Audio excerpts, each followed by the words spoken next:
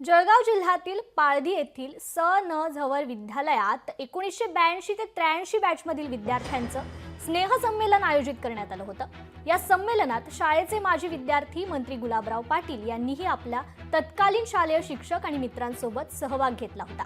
विशेष म्हणजे या स्नेहसंमेलनाप्रसंगी 42 वर्षांनंतर गुलाबराव पाटलांनी त्याच वर्गात बसून वर्ग शिक्षिकेकडून कवितेचे धडेही गिरवून घेतले। विद्यार्थी दशेतील अनुभव गुलाबराव पाटलांनी या प्रसंगी अनुभवलाय। तर वर्गात आपण विद्यार्थ्यांच्या खोड्या काढायचो, मात्र त्याची तक्रार वडिलांकडे गेली की वडिलांकडून प्रसाद मिळायचा, अशी सोजवळ कबुली देत गुलाबराव पाटलांनी आपल्या शालेय जीवनाला उजाळा दिलाय। ग्रामीण विद्यार्थी मला मिळाले गुलाबराव तट नंबर 1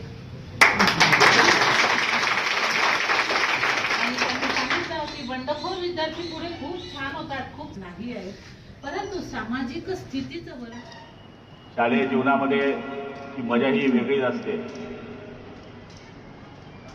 आणि ती मजा करत असताना आपल्याला आईवडिलांनंतर कोणाचे आशीर्वाद मिळत असतात ते गुरुवर्यांचेच असतात। जीवनामध्ये ज्या संधी आपल्याला मिळतात त्या शाळे अवस्थेपासून कॉलेज लाईफपासून तर तुम्ही केलेल्या मेहनतीवर मिळतात।